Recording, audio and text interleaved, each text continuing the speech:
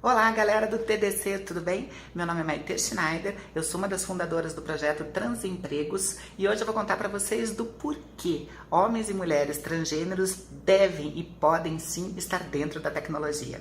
Quem é Maite Schneider? Nesse vídeo iremos saber um pouco mais sobre ela. O assassinato de uma travesti na Serra está sendo investigado pela polícia. E uma travesti foi assassinada ontem com 2 tiros em um bar. Dados do levantamento feito por uma instituição europeia mostram que o Brasil permaneceu pelo 13º ano consecutivo como o país que mais mata pessoas trans. Esses vídeos foram conseguidos na internet e em vídeos. Todos os sites serão deixados na descrição. Nascida em Curitiba no ano de 1972, sendo a irmã do meio de um irmão mais velho e uma irmã mais nova. Em sua infância, Maite se sentia totalmente diferente de outras crianças. Em sua escola, o recreio era separado dos meninos e das meninas e ela sempre dava um jeito de escapar e ir para o recreio das meninas. Em um recreio coletivo tanto de meninos quanto de meninas, fizeram uma rodinha em volta da Maite e começaram a girar entre a roda e bater palma chamando ela de Mariquinha. Por ela não saber o significado da palavra, ela também girou no meio da roda, super feliz achando que era algo bom. No fim do dia, quando seu pai foi buscar ela, no caminho da estrada, o pai perguntou para o irmão dela como tinha sido o dia dele na escola e ele apenas falou coisas relacionadas ao futebol. Aí o pai dela perguntou para ela como tinha sido o dia dela. Foi quando ela contou que ela parou a escola, falando que fizeram uma rodinha adorando ela e batendo palma para ela chamando de Mariquinha e depois dela falar isso, ficou um silêncio no carro.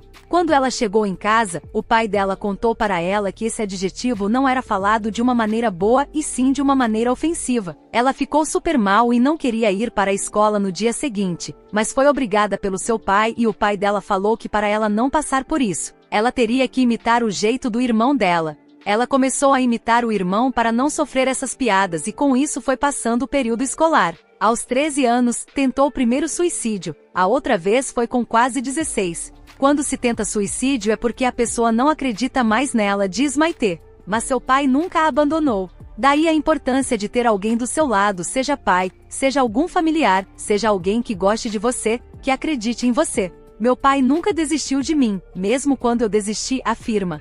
Ela depois de uns anos começou a frequentar uma boate gay, mas antes ela ficou um mês na frente da boate olhando o movimento e vendo todos os tipos de pessoas que entravam lá e ela dizia em sua mente, eu jamais vou colocar o pé lá dentro. Até que um dia ela teve coragem de entrar com 16 anos de idade. Quando ela entrou, chegou uma pessoa ao lado dela e colocou a mão na perna dela. Ela assustada tirou a mão da pessoa da perna dela e saiu correndo de lá. Ela ficou 2 meses sem frequentar a boate por falta de coragem, até que ela voltou a frequentar e conheceu diversos gays e ela notou que ela não era um homem gay como eles, que ela não se sentia como homem e não queria ser um. Foi quando ela conheceu algumas travestis e ela viu que elas eram exatamente a mesma forma que ela se via. Foi quando ela começou a tomar hormônio na década de 1980. Até que um dia uma amiga do irmão dela foi nessa boate e viu a Maite lá. Ela então contou para o irmão dela que espalhou para a família que ela estava em uma boate gay. O pai dela foi perguntar para ela sobre isso e ela confirmou já com medo de apanhar, porque o pai dela era do tipo lubifóbico que falava muitas barbaridades sobre a comunidade.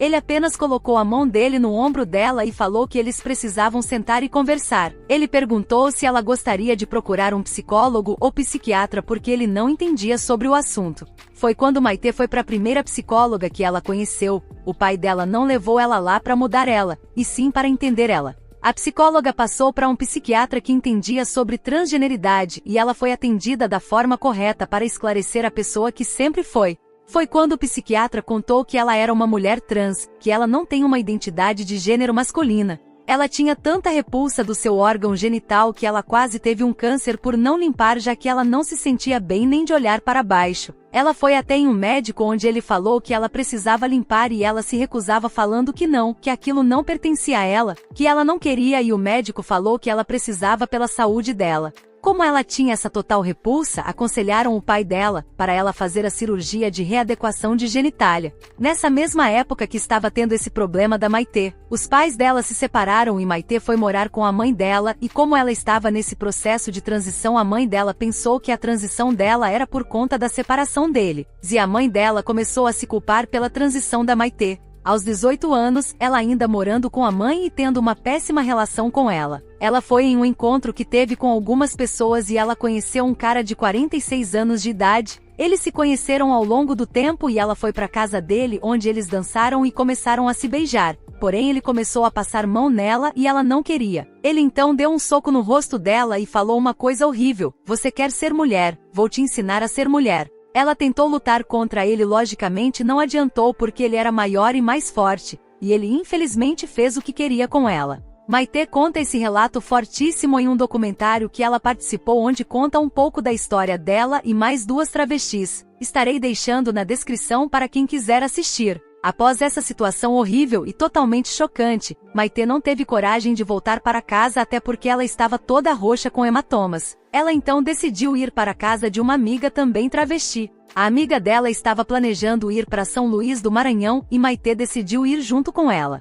Quando ela está pronta para embarcar no ônibus, apareceu o pai dela perguntando se ela iria cometer outra burrada. Ela contou de toda a situação que ocorreu, tanto com aquele cara nojento quanto com o convívio com a mãe dela. O pai dela ajudou ela a alugar uma casa perto dele, já que ele queria um local para saber que ela estava bem. Ela começou a morar sozinha nessa casa alugada. A partir desse dia, ela esclareceu sua identidade de gênero para o pai e falou que gostaria de ser chamada de Maitê e nos pronomes femininos. O pai dela respondeu: "Em vez de eu ter 2 filhos e uma filha, eu tenho 2 filhas e um filho. Você vai ser tratada como sua irmã. Não quero você tal hora na rua." E foi assim que começou a vida dela como Maitê. Ela sempre andava com a cabeça baixa, com medo da reação das pessoas. O pai dela sempre apresentava ela como filha dele e as pessoas riam. Ela estava no começo da transição, onde não sabia se maquiar, se arrumar e etc. O resto da família era totalmente contra o pai dela e ela, mas ela sempre teve o apoio dele.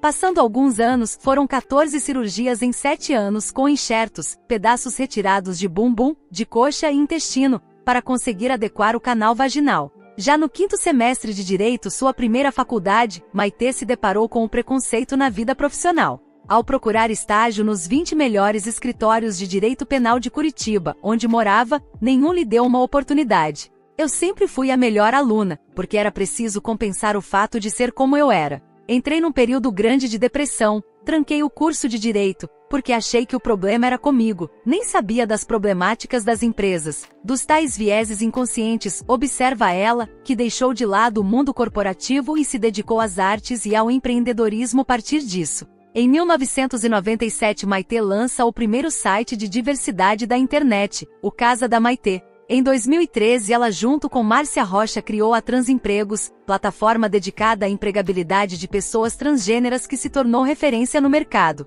Ela também tem um documentário disponível aqui no YouTube chamado Ser Mulher, onde conta um pouco da história dela e de mais 2 travestis. Hoje a Transempregos tem mais de 2.000 empresas parceiras em todo o Brasil e milhares de pessoas trans que já foram empregadas desde a sua fundação. Essa é só uma das vitórias de Maitê, que reconhece muitas mudanças desde o começo da sua militância, principalmente pelo maior acesso a informações pela internet, um grande divisor de águas no de passar conhecimentos e entendimentos sobre as amplitudes da possibilidade humana. A diversidade é a maior igualdade, acredita. E esse foi o Historicamente Travesti, com a linda história da Maitê Schneider, que junto com Márcia, criaram o melhor site que ajuda pessoas trans conseguirem um emprego. A gente foi separar as coisas, que ela queria que doasse as coisas dela, enfim, a gente foi separar as coisinhas dela, eu achei uma caixa enorme, uma caixa cheia de cartões. E daí dentro dos cartões, né, todos, né, que nem esse aqui, né, dentro de todos os cartões que eu escrevia do seu neto, ela riscou e escreveu em todos os cartões Maitê.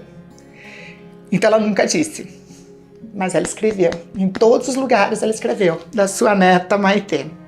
Ela escreveu um azinho assim em volta e colocou Maitê em todos eles, mesmo nunca tendo falado Maitê na vida. E é por isso que eu digo que as pessoas mudam se quiserem mudar.